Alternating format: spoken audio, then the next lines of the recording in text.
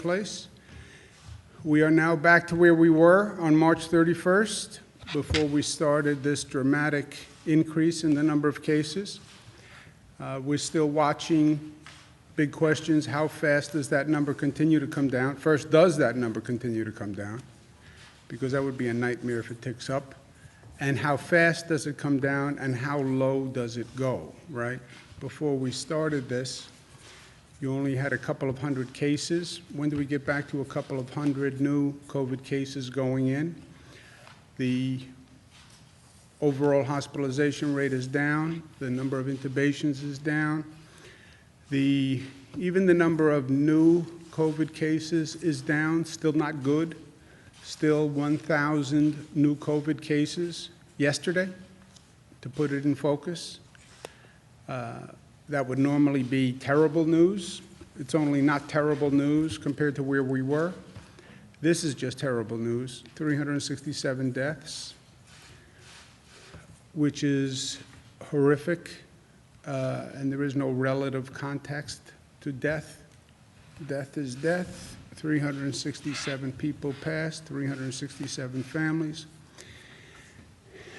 What I've been working from day one is to make sure that people understand the facts of what we're dealing with, because this is a unique situation. Government really can't act unless the people fully support the action.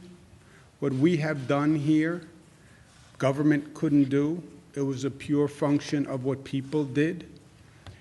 So my plan all along has been give people the facts, and if they have the facts, they will act responsibly. But they have to have the facts, they have to buy into the plan, and it really is an individual decision, right? Who's taking care of your health? You are. We're mutually dependent in that what I do can affect your health. But it really comes down to giving everybody the information so people can make their own decision. And the great achievement in this period has been that when people get the facts, and they trust the facts, and they understand the facts, they do the right thing. And that is a lesson that I hope people remember after this is all over. But we still have to remember the facts. And we talk about reopening, we talk about reimagining. Let's start to put some meat on the bones of what we're talking about so people understand. The federal guidance from the CDC is that before you start reopening, the state and the regional hospitalization rate must be in decline for 14 days, okay? That's the CDC's guidance. The federal government leaves it up to the states, it's up to the governors, but they also give guidance.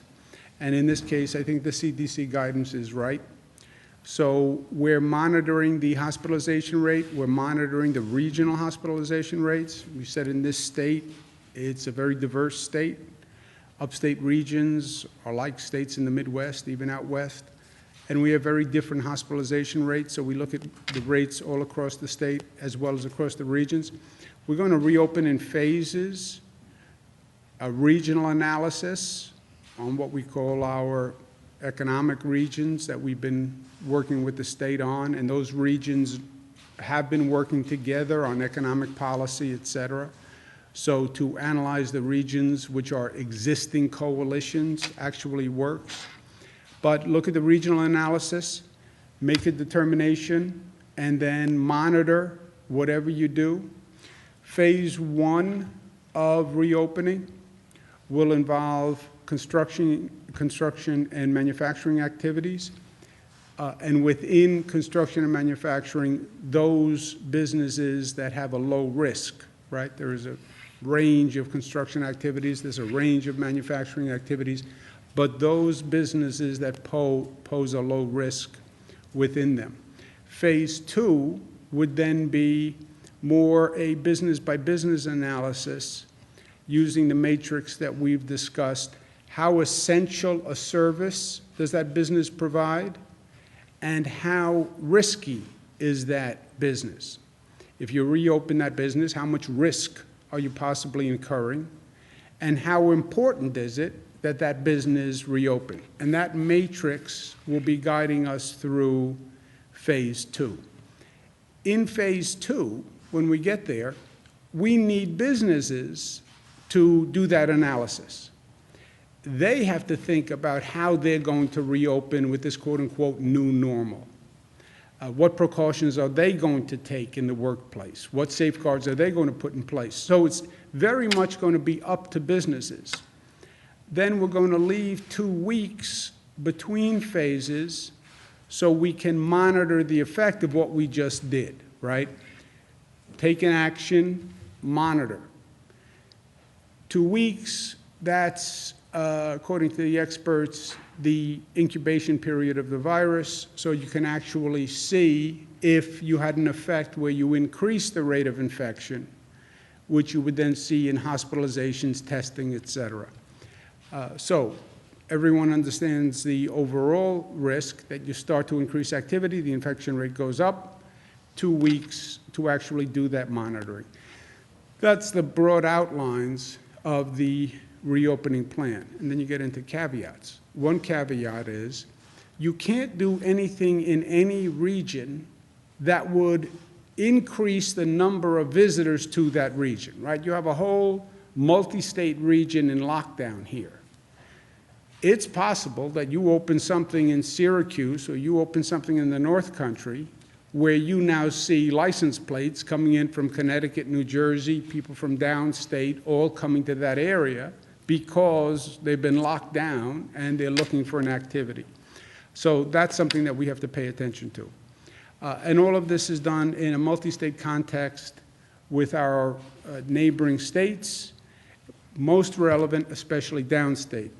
Downstate is obviously the most complicated situation. That's New York City, that's Westchester, Nassau, Suffolk, the surrounding suburbs. Multi-state coordination is vital there because the New Jersey, Connecticut, New York City area is basically very intermixed. People are going and coming. They live in one place, they work in the other place. So that coordination is important. You get upstate, coordination with Massachusetts is more important in some areas, right? Some parts of the state, Pennsylvania coordination is more important. So coordinating with those states that are neighbors to that region. Downstate, we've said we have to coordinate the main activities. There are gears that intermesh. You can't turn one gear without turning the other gears. That's how you strip gears. Keep trying to explain to my daughters. Transportation, parks, schools, beaches, these are all coordinated activities, right? You turn one, they all have to turn. And that's true for New York City, Nassau, Suffolk, Westchester. They all have to be coordinated. And we're working with local businesses and leaders to do that. Again, on the phased reopening, does my business reopen? Well, what is your business? And how would you do your business in this new normal? You normally have people in a conference room. Are you going to do that? You normally have people in workstations that are right next to each other. Do you plan on reopening that way? So this is not a one-sided equation here. Businesses, you develop a plan on how you would reopen given everything we now know. And if you have a plan, I'll show you in a moment, that actually takes into consideration these new circumstances, more essential, lower risk. The way a business opens will determine the risk. They can't really determine how essential their service is, but they can determine how risky opening them up, opening their business would be. Also, we need them to be creative and think outside of the box. And we've been speaking with business leaders across the state. But some people even need a new economic model. We want to bring sports back, right? So there's an activity that people can watch on TV. What sports can you do without an audience? What sports can you make work economically where you don't have to sell a seat in the stadium or in the arena? How do you do drive-ins? How do you do different types of businesses that could actually work in this environment? And again, they have to be creative and they have to think about it. Downstate, which does have particular needs, we need summer activities in downstate New York. You can't tell people in a dense urban environment all through the summer months, we don't have anything for you to do. Stay in your apartment with the 3 kids. You know, that doesn't work. There's a sanity equation here also that we have to take into consideration. Special attention for public housing residents, special attention for low-income communities that, number one, paid a higher price for this disease than anyone else. We talk about the racial disparity, African Americans and Latinos. We're increasing the testing. We're going to have more to say on that this week. But lower-income communities need more assistance through this. And I also need to focus, we need to focus on the basics. We need more food banks, more food assistance. There are people who literally are struggling for food and for child care. We have to make that more available. And I want to bring in a coordinated way, the philanthropies. There's a lot of goodwill. A lot of people want to help. Philanthropies represent a positive force in our society. I want to make them part of this in a partnership, and we're doing that. So working through all of this with partners in the business community and the healthcare community, right? Because we have an economic strategy and we have a public health strategy. It has to work with businesses who are creative and more thoughtful, and healthcare professionals who just learned a very important lesson with what we went through, and I don't want to lose that lesson. In terms of businesses, thinking about the new normal, think about it in terms of people. How are you going to protect your people? What are you going to be doing differently with your employees? Your actual physical space. What does the physical space look like when you reopen in this new normal? What are you doing about PPE equipment? How are you cleaning? What's the hygiene? What's the access? What's the screening? How do you move people? What's the travel and transportation? And then what processes can you put in place to make your business less risky, right? How can you train people? How can you communicate about this disease? Can you do testing in your workplace? These are all factors for businesses to consider that want to reopen quickly. And again, it's between the two, it's governmental decisions in partnership with business decisions. Because I think every business leader gets, you can't go back to where you were. We have to go back in light of the circumstances that have developed.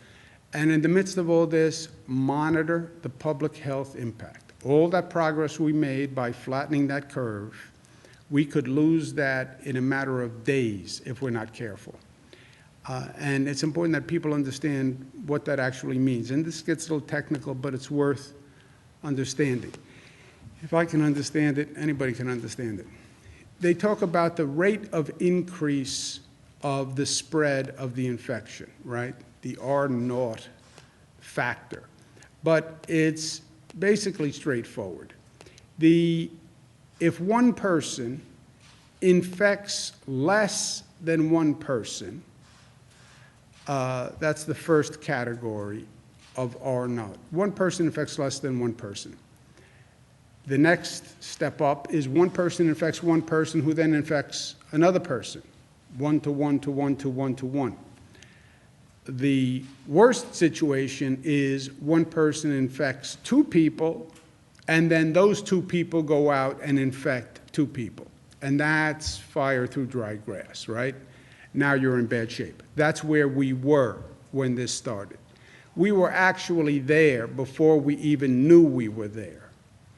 This is now the insight that the disease came from Europe to New York because it was already out of China by the time we realized it. It went to Europe, went to Italy, went to the Lombardy district, got on a plane, came to New York, and it was here much earlier than we knew. And it was spreading much earlier than we knew at a much higher rate.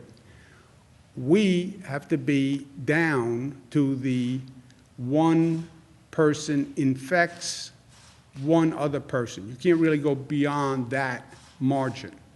Right now, we're at 0.8. one person infects 0.8% of a person. So one person is infecting less than one person. That is good news. At that rate, you see the virus declining. Upstate, interestingly, it's 0.9. Again, statistically very close. But upstate, the infection rate is one person infects 0.9%. Downstate, one person is infecting 0.75, okay? So that's where we are across the state. If we keep the infection rate below one person infecting one person, that is where the infection rate continues to drop. That's where you'll see the curve dropping. So we have to stay there. How do you monitor it? You have three basic dials. Number of hospitalizations, which you see every day, which I show you every day, the number of hospitalizations. And you can see that by region. The number of positive antibody tests. This is why testing is so important. We're doing antibody testing around the state in regions. Antibody testing tells you how many people have been infected. A little bit of a lag because you only have the antibodies after you've had the virus, but it tells you on a lag basis how many people have been infected. The third dial is the diagnostic tests, which are just positive and negative. And they tell you on an absolute basis what your infection rate is. Those are the three dials that you're watching. You take these activities, you watch those three dials. And you have your hand on the valve, right? The activity valve. So you open the valve a little bit. Phase one, watch those dials like a hawk, and then you adjust. That's called the RT factor, rate of transmission factor. What is the rate of transmission of the virus? We're now at about 0.8. You cannot go above 1.2. 1.2, you see that number go right back up again. And we'll be sitting here talking about showing you a chart that showed up, down, and then up again. That's what happens if the rate of transmission gets to 1.2. So this is the balance that we collectively need to strike. I want to get back to work. I want to get back to work. My kids want out of the house. I need to do something. I understand. We have to do it intelligently, and this is the definition of intelligence in this context. Also, I don't want to just reopen. We learned a lot of lessons here, painfully, but we learned a lot of lessons. And that's what reimagine means to me. How do we take the lessons we learned, take this pause in life, and say, when we reopen, we're going to be better for it. And we're going to reimagine what our life is, and we're going to improve for this pause. Look, even on an individual level, you had time to decompress a little bit or compress for a different set of factors, but I think everybody went through a period where they analyzed their life and what they were doing, and when somebody all of a sudden pulls the rug out from under you and you wind up in a different place, you know, you just see life differently.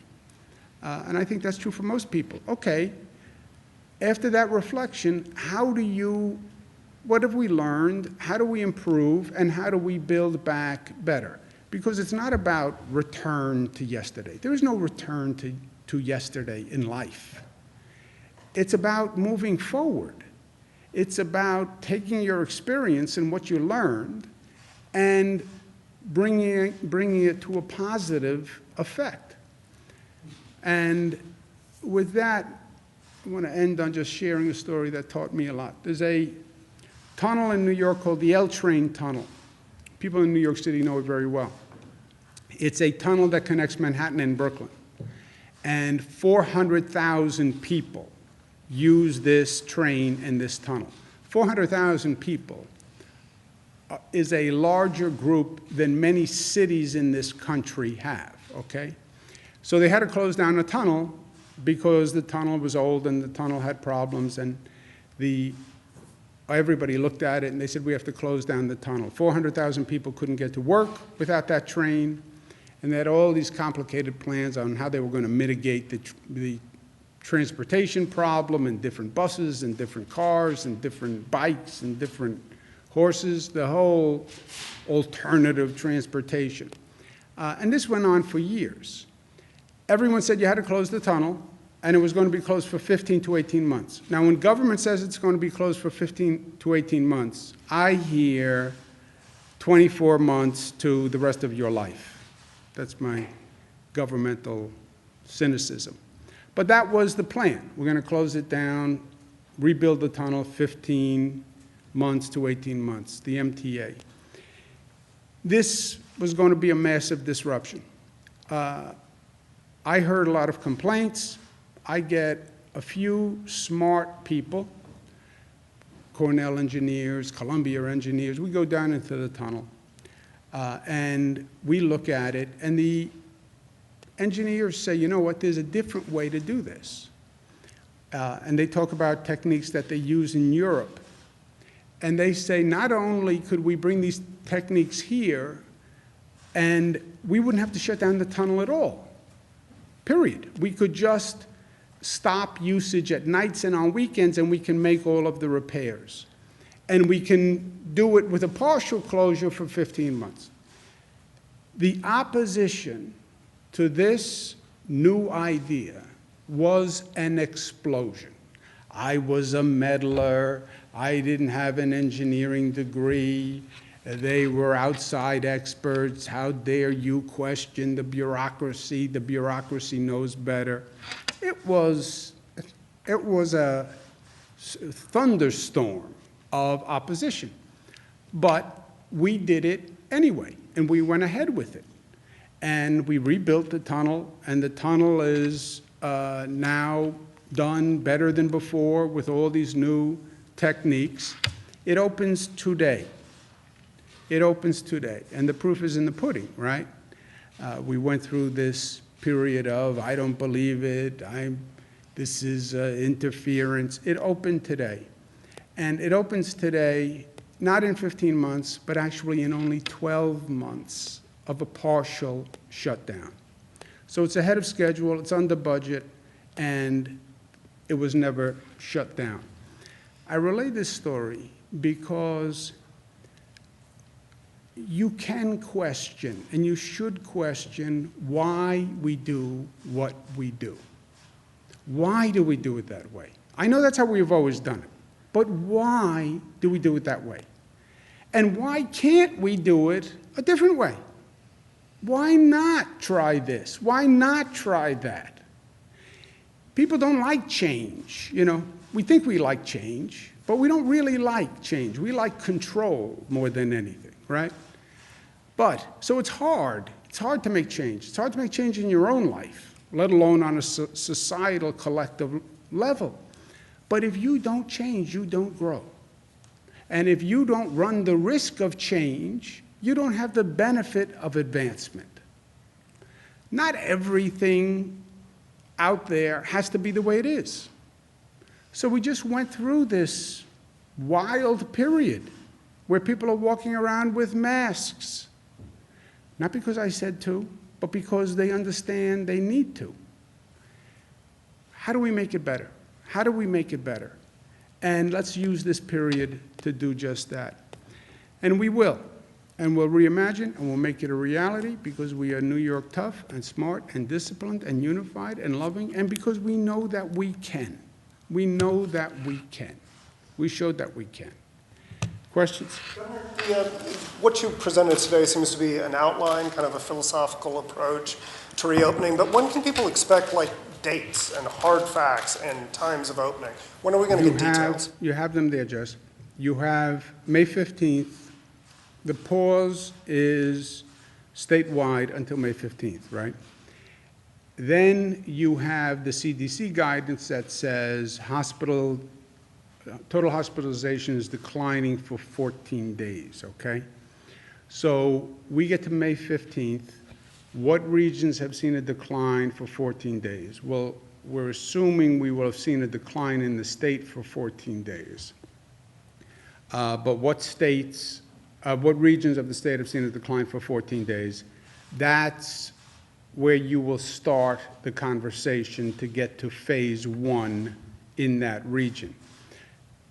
The regions that would be more likely able to open sooner would be the upstate regions.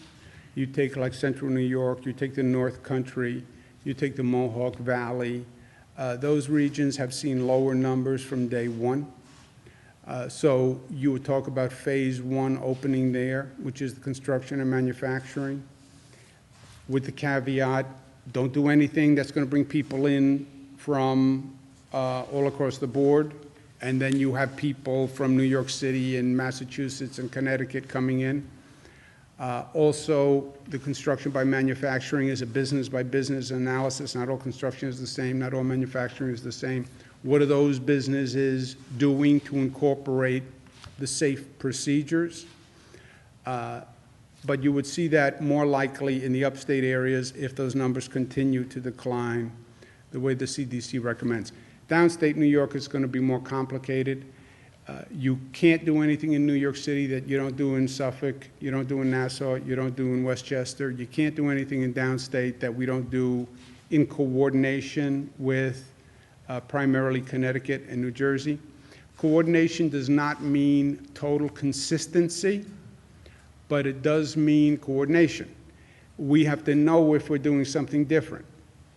We've had issues where certain activities were open in Connecticut and you saw many New York license plates in the Connecticut parking lot. We open beaches in New York City, but Jersey doesn't open beaches. You'll see New Jersey people at our beaches. So you won't be in lockstep, but before we do anything, I want to make sure we know what we're doing, because you'll see people react to different activity levels in different communities. Conceivably, you could see manufacturing and construction start to come online in certain upstate regions after May 15th. With certain precautions after May 15th. Yeah. Schools and retail? Schools are necessary for a large-scale business reopening. So you couldn't really get to a maximum phase two without opening schools. Question on schools is going to be, do you reopen for the rest of the school year? And then there's going to be a question, many local school districts are talking about summer school, and they're contemplating summer school to make up for some of the lost time. Remember, you have a real problem. This remote learning, I think, is going to be one of the lessons we learn. Remote learning is great in concept. We had to jump into it with both feet, and we didn't really have a chance to scale up for it. So many of the school districts, we have 700 school districts in the state, many of them are saying they want to do summer school because they want to make up for some of that class time. So that we have to feel out as we go. See, on any of these things, I'm not really comfortable getting too far ahead of ourselves. You know, you want to talk about a 2-week window? I think that's an intelligent window to talk about. Anybody who sits up here and says, well, I'm going to tell you what's going to happen a month down the road, I wouldn't believe that person. On the same topic of schools, districts right now are trying to put together their budgets. You put out a financial plan that said there's a broad-based cut coming. So what guidance for them? What should they expect? You Call said Washington. 20%? Well, they need to put together a budget. I know they want to call Washington. They get that. You said 20%. Is that the right number? The financial plan doesn't have a number Rob, in it? what number should they do? Yeah, we said that in the financial plan, it could be up to 20% additional, up to 20% or additional reduction. On May 15th, May 1st was the first checkpoint. On May 1st, we'll know exactly what the revenues are.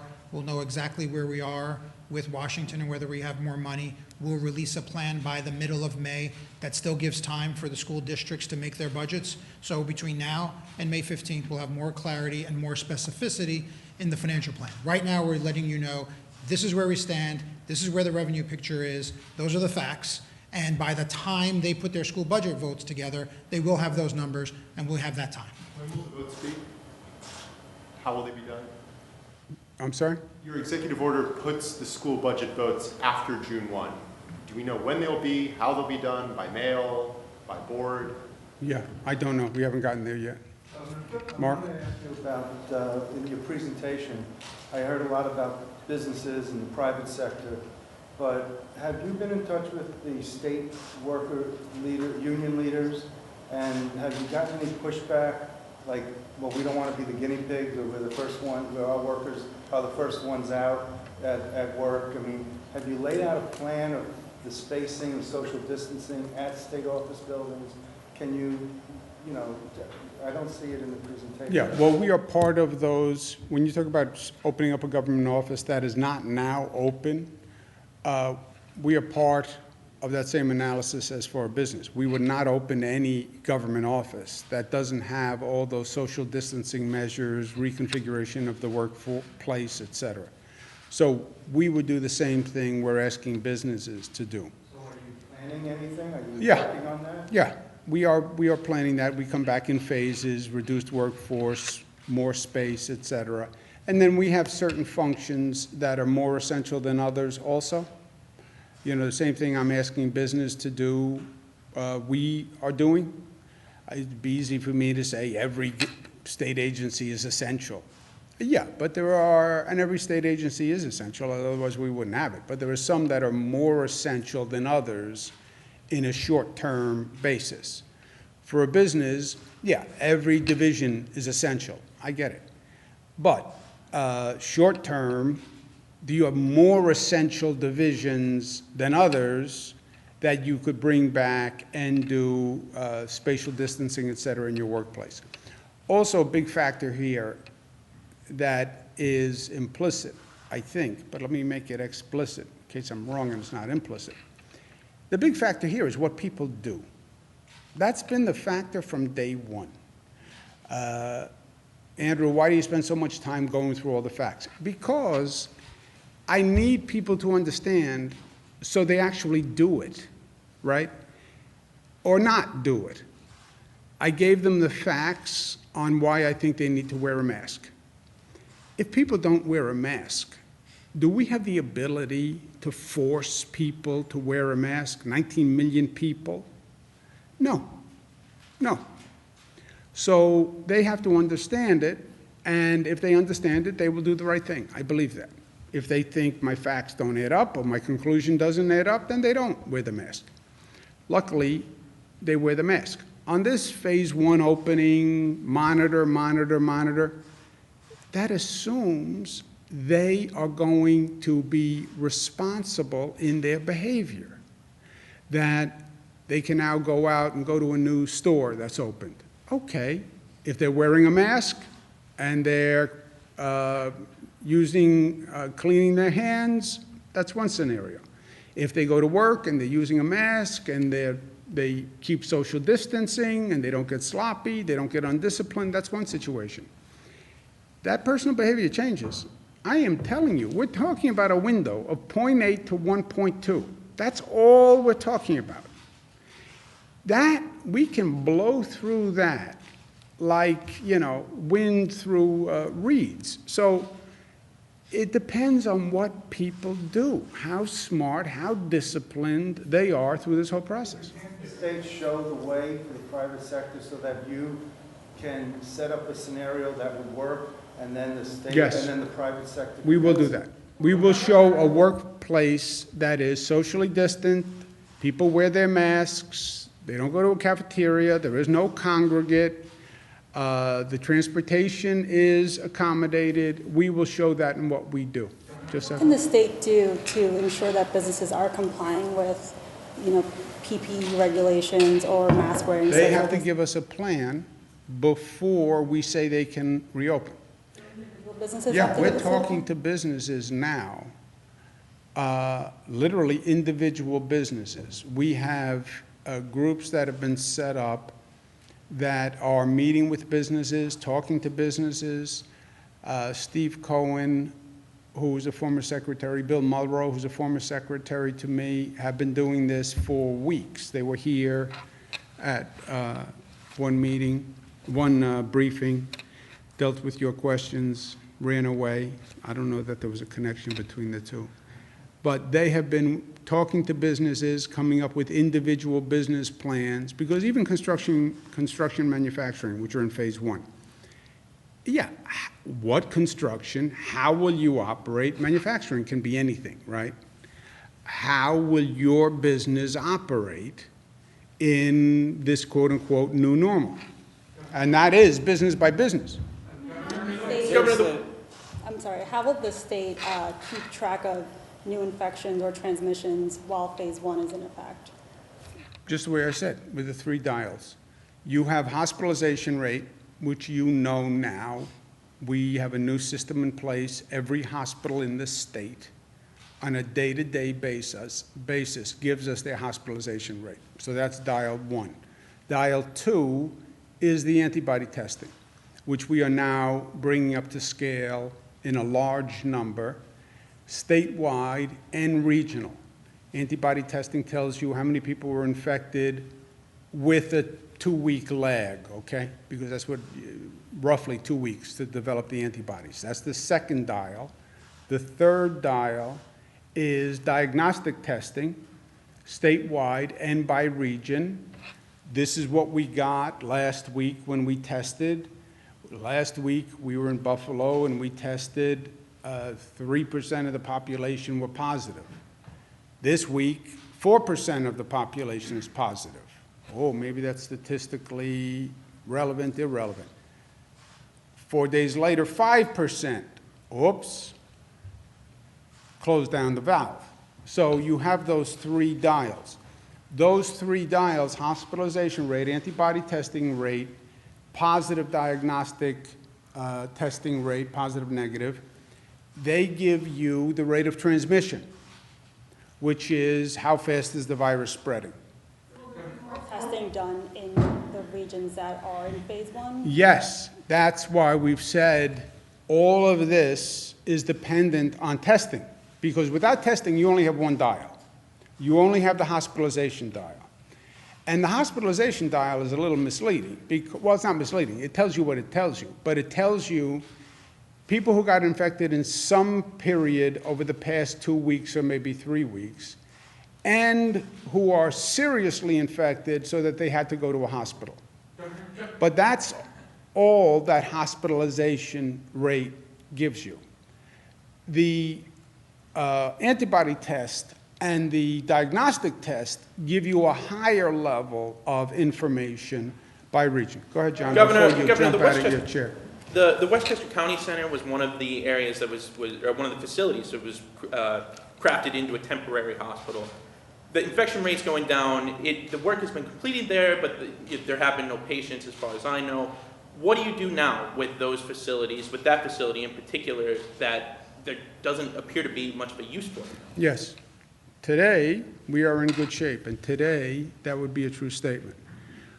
Do you know if that'll be a true statement in 60 days? Ah, so what would you do with the facility? I'm not the governor. Yeah, but what would you do if you were the governor? You'd leave it right there, because you don't know what it's going to be in 60 days. I mean, is there a possibility that you could transfer? There's been lots of talks about nursing home patients and residents. Could you move people out of nursing homes into a facility Nursing like home that? patients, let's go back to square one. A nursing home can only provide care for a patient who they believe they can provide adequate care for. If they cannot provide adequate care for a patient, they must transfer that patient. If they can't find an alternative nursing home or facility, Department of Health will find an alternative nursing home or facility. We have vacancies in nursing homes and in facilities. There is no nursing home who says, I have John, I can't take care of John, I don't know where to send him. Then call Department of Health and we'll find a bed for John in a facility that can take care of him. That is how it works. There was one story that said, well, a nursing home said they wanted to send someone to the Comfort, which was the ship the federal government gave us. And Department of Health said they can't send them to the Comfort.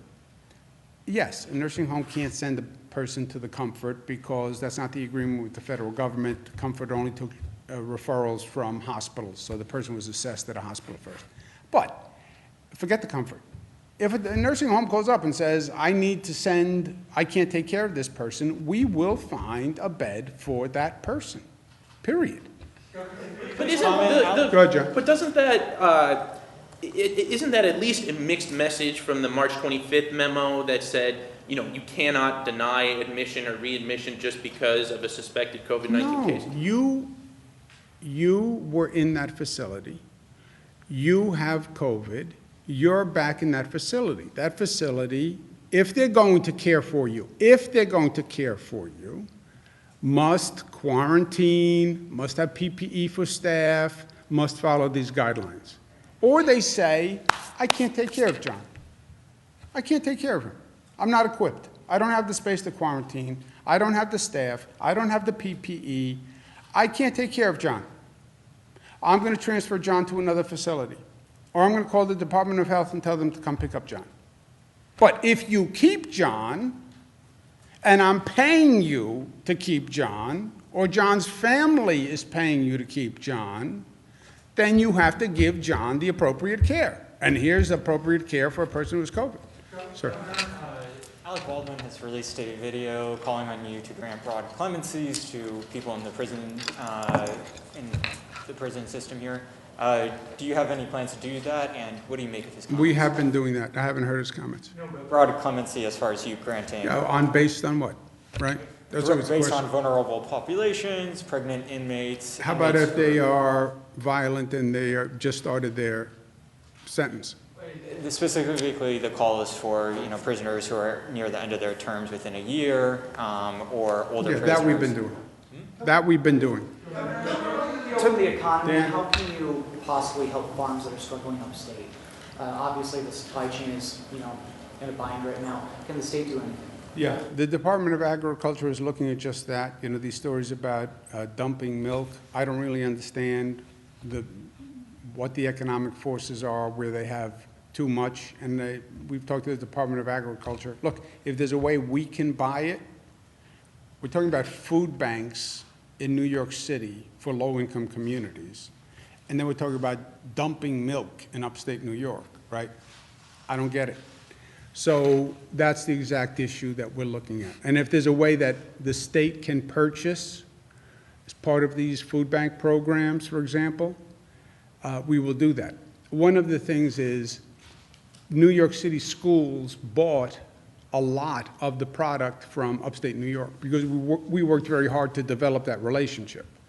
Apparently, the purchasing of the schools is down, or it's different purchasing. I don't know the exact specifics. But any way we can fix that, we will. Just a very different topic. Domestic violence, you guys did that hotline on the website. Is there any updates on the data? Are we still seeing incidents go up? Look, we see domestic violence going up. We see apparent trends in alcoholism going up. We see some trends that say drug usage is going up. Mental health needs are going up. Do not underestimate the stress that this situation has created, the abnormal circumstances that it has created. I don't know if I have a job. I'm not getting a paycheck. The bills are still coming in. I see no light at the end of the tunnel. And I'm cooped up in my home, and I'm under tremendous stress, and then I have this added stress of being in this situation that I've never been before in my life. Yeah, that is a toxic mix. So when we talk about reopening, getting people out, some activities, a place where people can walk, just something, I say tongue-in-cheek is the sanity index, but, people need to know that there's an opening, there's a future, that there's hope, that somebody's doing something, and then you need a relief valve just on a day-to-day basis so people have some relief in their lives, some vent.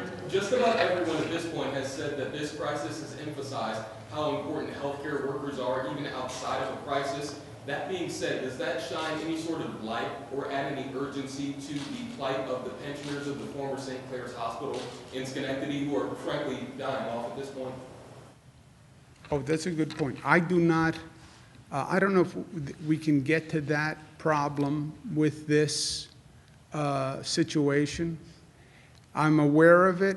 I don't know that, I don't know how we can help those people through here, but it's something we'll look at. Financially, it would be difficult because the state is strapped for cash, but as far as investigating to figure out who's responsible for the disappearance of their money, is that something that should be emphasized, seeing as those people are literal heroes? Yeah, for sure, for sure. Governor, how many? On Monday, she canceled the presidential primary in New York. I'm sorry. Do you think tomorrow the Democratic commissioners of the Board of Elections should cancel the presidential primary in New York? Yeah, I haven't expressed any opinion to them. I know I'm asking you to Yeah, express have an we opinion. said any opinion? No, it's up to the BOE. Okay, do you have an opinion? You're a smart guy, common Not Democrat. that smart, not that opinionated, just a cool dude in a loose mood. You know me, Jim. You know, as the leader of the party in the state, you won't weigh in. Nope. Governor, Mark, Governor, I want to Mark, and then we'll come right back to you, Jesse. Since deaths lag behind hospitalizations, why not use a decline in the death rate as the bellwether for reopening instead of hospitalizations? Well, we look at both, right? We look at the death rate by region, and we look at the hospitalizations. They basically track more or less. Do we know statistically what the variance is between the two? The death rate, we look at hospitalizations are important because that's the front end. That's sort of the newer cases, so you know what the capacity is on the system. We still know as a ratio, about 25 to 30% of all hospitalizations due to COVID end up in ICU. And of that 25 to 30%, 90% of those people end up on intubation. And then that rate of death is fairly high. So we work, when the governor talks about hospitalizations, that's that entire process that's factored in to the dial of reopen, not reopen. Yeah, and remember the train comes off the tracks here. The train comes off the tracks when you overwhelm the healthcare system. That's when everything goes bad. That was Italy. That's what we were very worried about, right? That infection rate keeps going up. You will have a death rate associated with that infection rate. But first, you'll have a collapse of the hospital system. And you'll have people in hallways, on gurneys, who aren't getting cared for. That's what we were petrified of, frankly. And that's why we boosted all the hospital capacity, all these extra facilities. That's why that hospitalization rate, 1,000 people walked into a hospital today, that number of people walking into the hospital, that number gets too high, you overwhelm those emergency rooms, we go back to where we were, shuttling equipment all across the system, shuttling patients all across the system. That's the first indicator, warning sign. Well, my question related to reopening and the economy and the state, as opposed to using, the death rate going down for 14 days. Yeah, the CDC came up with the hospitalization rate. I don't know their methodology, to tell you the truth. But Use a different. yeah, we do use both. We look at both. Jesse, take the last question. what would you say to business owners, particularly in upstate, who are being absolutely clobbered by this economically? What sort of words of hope, what sort of words of comfort can you offer them? Or this will get better, this will be over by X date? Well, X date. Nobody has X date. There is no X date. You listen to the national experts, listen to Dr. Fauci, right? Dr. Fauci says there may be a second wave. It could come back in the fall, right? So nobody's giving anybody a date here.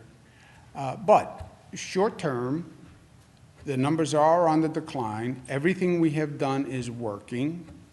The rates are all dropping. The hospitals did phenomenal work, but they did not get overwhelmed, and we coordinated the healthcare services. The policies are working.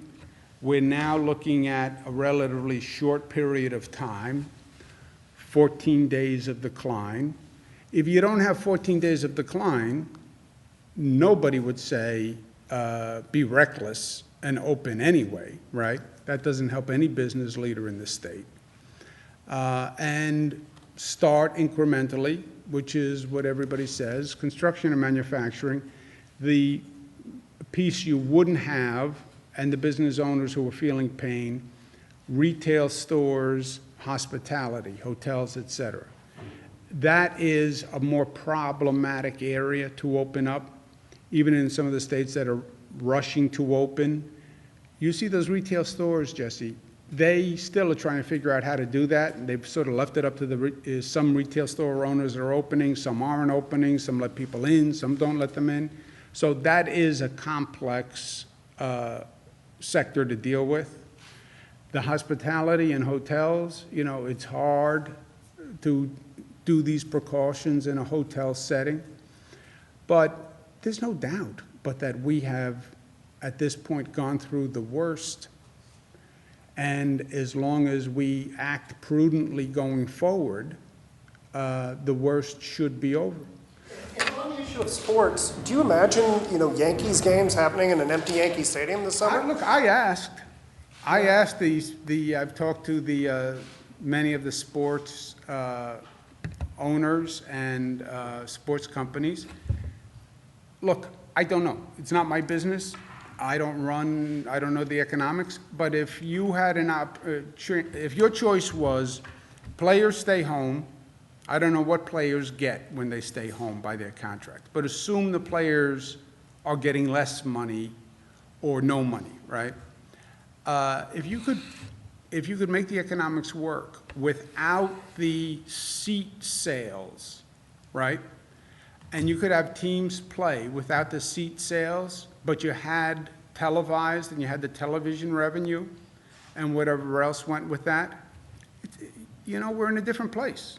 You know, be creative, try to figure it out. But if players could get paid more than staying home, and owners would get some revenue versus total shutdown, why not? I'd love to watch. Have you spoken to Mets, Yankees, Yes. Mets and Yankees? Yes.